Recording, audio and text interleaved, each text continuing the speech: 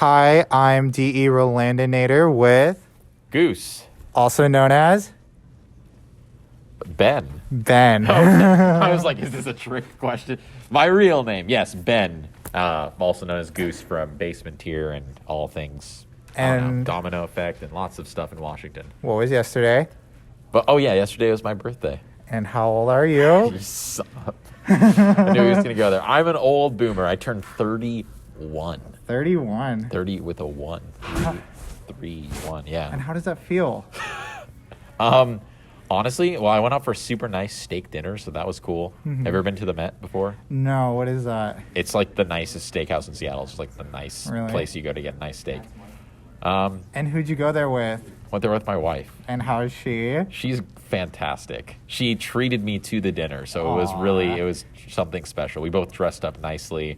We left our doggo at home. She was good. That's super cute. I wanted to start asking you about, you're one of the, besides Max, you're the big TO in town. There's some other big TOs, but yeah, I'm one of the main TOs for sure. And what kind of events do you run? Well, I have thrown several different types of events. Right now, I'm mainly running Smash to Pieces, which is a bi-weekly tournament at a game shop. But also, I've thrown a lot of house tournaments. I've thrown some tournaments at the substation in Ballard, which is like a music venue. And then just random tournaments that, whenever I can think of a good idea. Who knows where I'll throw a tournament next? Who knows what I'm thinking up here? On the beach? Ooh. In the woods? At a campsite? Why not all three? All three at the same time? Who knows? I've got ideas. We've got ideas. And if I'm not mistaken, you've been running events for a long time, and not just Smash events. Max told me that you used to run some music events, and you're really into music. Oh, it's true. Thrones, I think the first Smash event that I was a part of at all was called the Battle of the Bastards, which was I know exactly when it was because it coincided with the release of Game of Thrones Season 8, Episode 1. Whoa. So we had that event, and then after the event, we had a screening of that episode, which ended up being trash. It's unfortunate. Yeah. That season was really bad. But it was still cool because it was just like this hybrid, combination of things. But before that, for about like 5 or so years, I lived at like I lived in like, I don't know what you'd call like a punk house, I guess, and would throw house shows with myself and my roommates. Like, everything from like jazz to hip hop to black metal and everything in between. So yeah, always been into music. Enjoyed throwing shows. It kind of was what inspired me to do Smash events. I was like, if I can throw a show with 120 rowdy, drunk musicians, I can probably corral some gamers. Was kind of my initial thought process. I guess. Does it ever feel like you have to corral children and the kids? Yes. Yes. Yes. It does feel like that sometimes. But that's all right, though. I signed up for it, so I'm okay with that. Recently, you started venturing into more media and commentary. Oh, yeah. How's that been? And how's it been doing with Arbiter, who seems like a complete opposite to you? It's funny, yeah. I actually have been doing it for a while, but I would say more recently I've kind of leveled up, or maybe not, that's not the right word. I've just been doing it more seriously, I guess, in the last year and a half or so. But I always enjoyed the idea of commentary generally outside of Smash. Just the idea of commentating things I've always thought was a cool idea. Kind of started doing it actually at Domino Effect. I think my first ever commentary was when I brought my computer to DE, 14, 13 or something, and just set it up and just started doing it without really knowing anything. All the way leading up to Port, where I got to commentate with Max Ketchum and Charles, which was really, professionals. Yeah. And then now to getting to commentate with Arbiter a couple times, which to your point, he is an explosive personality. I don't know if I'd say opposite of myself, but definitely he's just a balls to the wall, all about very strong, just play by play, just super aggressive. And I can try and lend a little bit of softness or maybe like more mild-mannered, I guess, commentary to that. But I love commentating with him. He really elevates me and makes me more excited. And it's just cool to commentate with different types of people because there's no best way to commentate, right? It's just like your personal preference. And yeah, I'm hoping to keep on doing it. Goal for 2022 would be to like travel to like an actual bigger event where I'm not known at all. Whereas like somewhere like here, it's like people know me, but where I could actually apply to a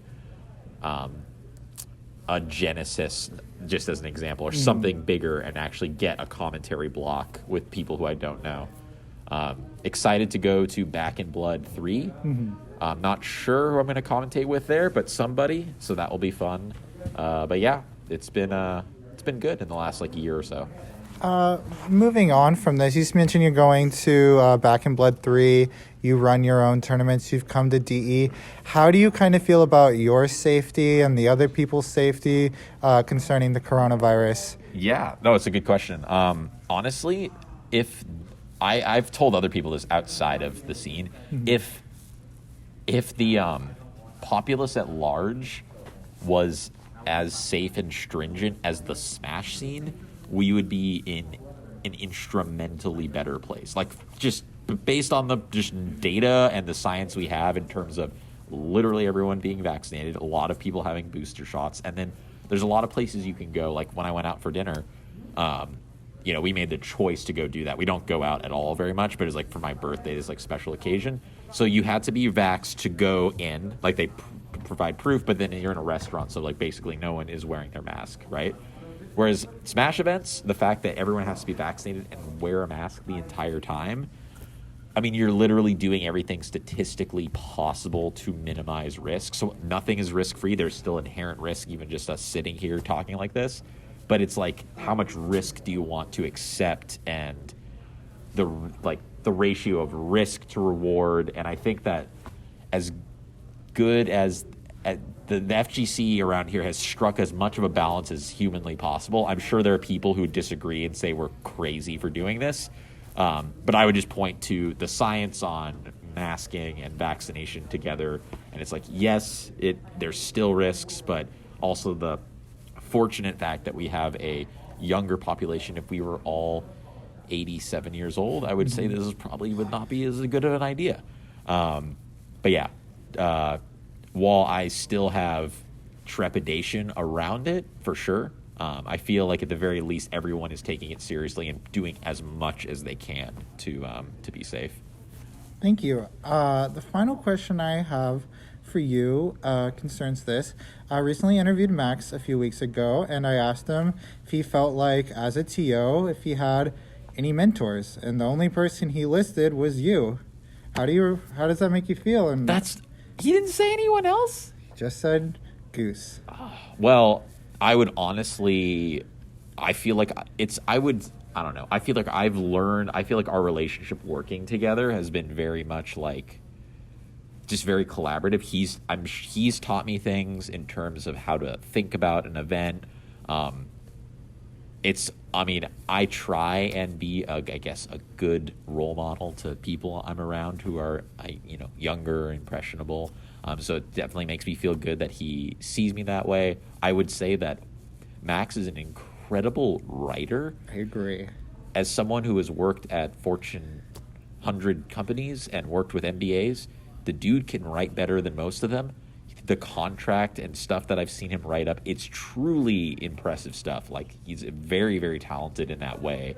And he's very humble and kind of more reserved and doesn't really, I think, take the spotlight maybe as much or really step out and be like, yo, I'm really good at this or that. Like, I feel like even though I don't know you that well, I can tell you're more comfortable maybe vocalizing things like that. Both of us are maybe more comfortable vocalizing those kind of things, which is a very strong, I actually think that's a really strong personality trait to have, to be the humble one in the room who everyone's turning to and being like, this guy's goated, but doesn't even really say it very much. So yeah, definitely to see kind of the growth of DE, which has really been his thing, is pretty crazy, going from just some like high school, college kids kind of throwing this ragtag thing to this very large, established, respected event that lots of people travel from all over to attend. So I mean, it's been a pretty meteoric rise for him, and I'm just happy that I can have played even just like a moderate, medium role in that. All right. Do you want to plug any of your events, your Twitter, anything like that? I mean, if you want to follow me on Twitter, it's Goose Gusty, or is it Gusty Goose? No, it's Goose Gusty. So I mean, I mostly just tweet about Smash music, horror movies every once in a while. Post pictures of my dog. Perfect Blue. If you want to check out, if you're in the area, my event is called, if you search in Smash DG, it's called Smashed to Pieces. Pieces like pieces of, I don't know, Paper. Pieces of paper. Yeah. I always post all of my events on Twitter and in my Discord. So, if you're in the area and enjoy Ultimate, certainly would love to see you come out. All right. Thank you, guys. This has been Roland and Goose. Bye-bye. Okay, hopefully I clicked end.